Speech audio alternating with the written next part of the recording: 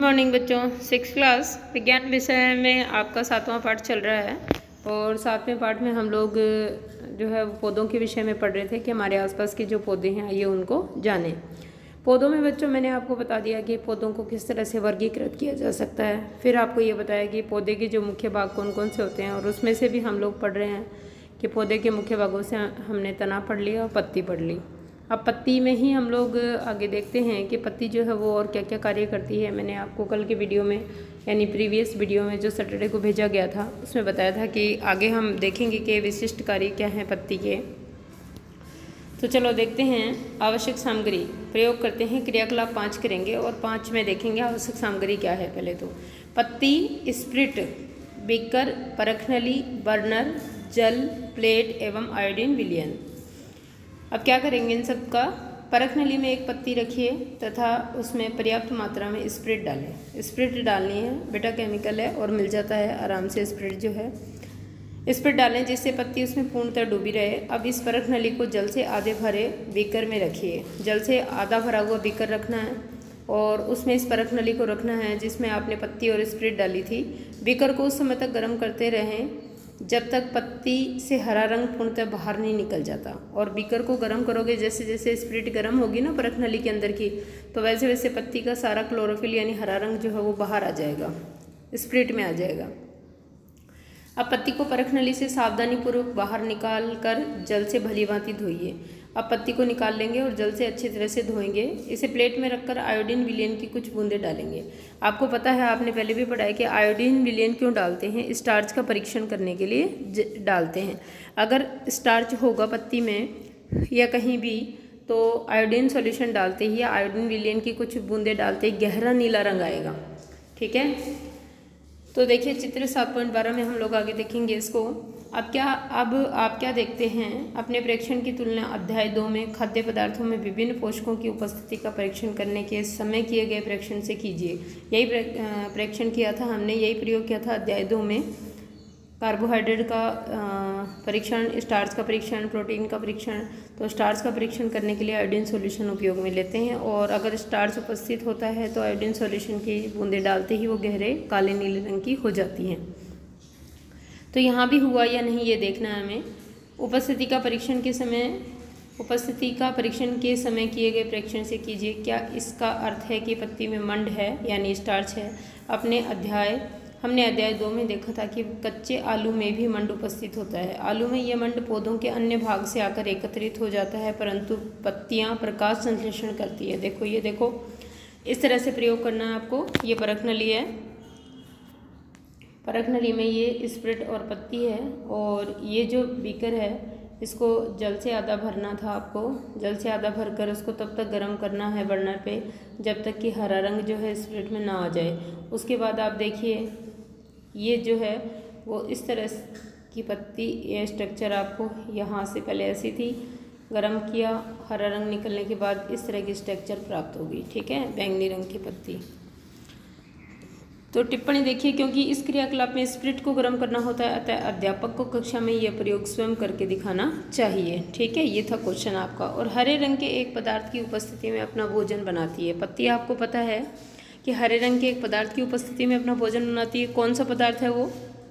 हरित लवक नाम की संरचना होती है पत्ती में, उसमें क्लोरोफिल यानी पर्णहरित नाम का वर्णक होता है जिसकी उपस्थिति में पत्ती जो है वो प्रकाश संश्लेषण के दौरान अपना भोजन बनाती है। ठीक है, इस प्रक्रिया में जल एवं कार्बन डाइऑक्साइड का उपयोग होता है। आपको बताया था कि पौधे जो है वो जड़ द्वारा तो जल अवशोषित करते हैं और एटमॉस्फेयर से पत्ती के सतह पे जो रंध्र होते हैं उनके द्वारा क्या लेते हैं, वो CO2 लेते हैं और दोनों को यूज़ करके और प्रकाश संश्लेषण की क्रिया करते हैं सूर्य की प्रकाश की उपस्थिति में। इस प्रक्रम को प्रकाश संश्लेषण कहते हैं क्योंकि प्रकाश के अंदर होती है ये क्रिया, प्रकाश संश्लेषण है। प्रकाश की उपस्थिति में, सूर्य के प्रकाश की उपस्थिति में भोजन बनाते हैं पौधे और इस क्रिया को प्रकाश संश्लेषण कहा जाता है। इस प्रक्रम में ऑक्सीजन निष्कासित होती है। देखो, पौधे कार्बन डाइऑक्साइड लेते हैं प्रकाश संश्लेषण में और ऑक्सीजन गैस छोड़ते हैं। ऑक्सीजन छोड़ते हैं, वो ऑक्सीजन हम लोग सांस लेने के लिए प्रयोग में लेते हैं और बदले में कार्बन डाइऑक्साइड छोड़ते हैं।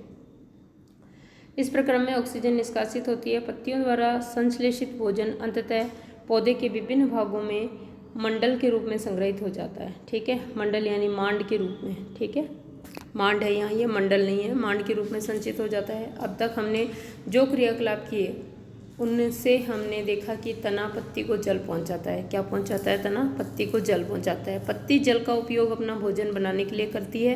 पत्तियों से जल की कुछ मात्रा का ह्रास वाष्पोत्सर्जन में होता है, ये मैंने आपको बता दिया था कल के वीडियो में। वाष्पोत्सर्जन भी पत्ती का एक कार्य है। तने और पत्ती को जल कैसे प्राप्त होता है? यह कार्य जड़ें करती है। जड़ें अवशोषित करती है ना जल को। तो जो अगला भाग है पौधे का वो क्या है? जड़। तो चित्र 7.13 को ध्यानपूर्वक देखिए। पहेली और बूझों में से कौन अपने पौधे को ठीक प्रकार से जल दे रहा है और क्यों? चले देखें। ये देखिए, पहेली और बूझों दोनों ही हैं और दोनों ही अपने अपने पौधों में जल दे रहे हैं। अब आप बताइए कि कौन ठीक तरह से जल दे रहा है। देखो, पौधे का कौन सा भाग मिट्टी के अंदर है? ऑब्वियसली आप सब जानते हो पौधे का एक ही भाग ऐसा है जो मिट्टी के अंदर होता है, वो है जड़। आइए निम्न क्रियाकलापों के द्वारा पौधे के इस भाग के बारे में और अधिक जानकारी प्राप्त करेंगे। अब देखो, क्रियाकलाप 6 करेंगे बच्चों हम लोग। आवश्यक सामग्री क्या चाहिए आपको क्रियाकलाप करने के लिए या प्रयोग करने के लिए? 2 गमले, कुछ मिट्टी, खुरपी, ब्लेड अथवा कैंची एवं जल। यह क्रियाकलाप 4-5 विद्यार्थियों के समूह में करना चाहिए। क्यों करना चाहिए? ताकि पौधे जो हैं वो ज़्यादा से ज़्यादा ख़राब नहीं हो। एक ही पौधे में 5-6 विद्यार्थी या 10 विद्यार्थी देखेंगे। और प्रयोग के लिए खरपतवार ले लें, क्योंकि अनावश्यक पौधे होते हैं। अगर आप कोई उपयोगी पौधा लेंगे तो वो तो व्यर्थ हो जाएगा, उसकी मृत्यु हो जाएगी जड़ें काटते ही। तो इसीलिए आप खरपतवार ले लें, क्योंकि खरपतवार हम लोग वैसे भी निकालते हैं और अनावश्यक पौधे होते हैं। बगीचे से किसी खरपतवार के एक जैसे 2 पौधे सावधानी से उखाड़िए। ध्यान रहे कि उनकी जड़ों को कोई क्षति न हो, है ना। जड़ सहित आना चाहिए पौधा।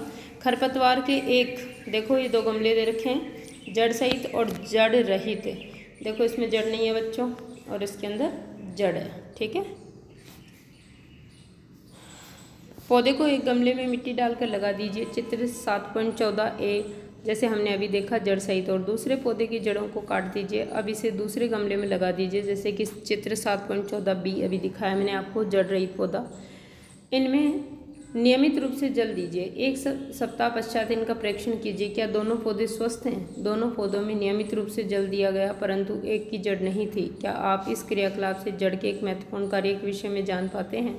जड़ का एक अन्य कार्य जानने के लिए एक और क्रियाकलाप करते हैं, लेकिन ये क्रियाकलाप हम लोग अगले वीडियो में करेंगे। और बच्चों देखो, यहाँ देखिए आप, दोनों पौधे स्वस्थ नहीं रहेंगे। क्यों नहीं रहेंगे? क्योंकि जिस पौधे की जड़ काट दी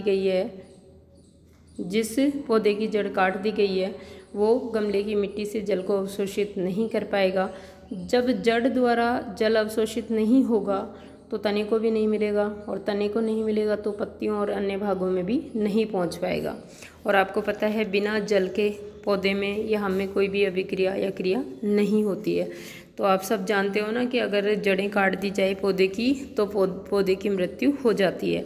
तो अब आप बताइए कि 4-5 दिन बाद लगातार नियमित पानी देने के बाद में कौन सा पौधा स्वस्थ रहेगा?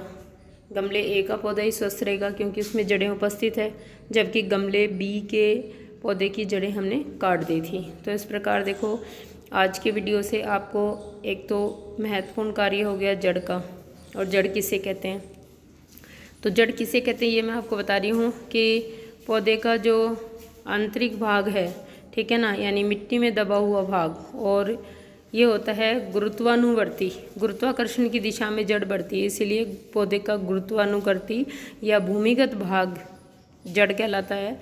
और जड़ का पहला कार्य जो है वो जल अवशोषण करना है पौधे के लिए, और उसके बाद में पौधे को स्थिर रखना, मिट्टी में स्थिर रखना, जिससे वो सीधे खड़े रहें, ये पौधे का दूसरा कार्य है। तो इस प्रकार जड़ का दूसरा कार्य है। तो इस प्रकार आप देखोगे कि किस तरह से जो है वो जड़ पौधे के लिए उपयोगी है। जैसे कि पत्ती और तना था, तो यहाँ से आप जड़ के ये कार्य लिखोगे और ये क्रियाकलाप करोगे अपनी कॉपी में।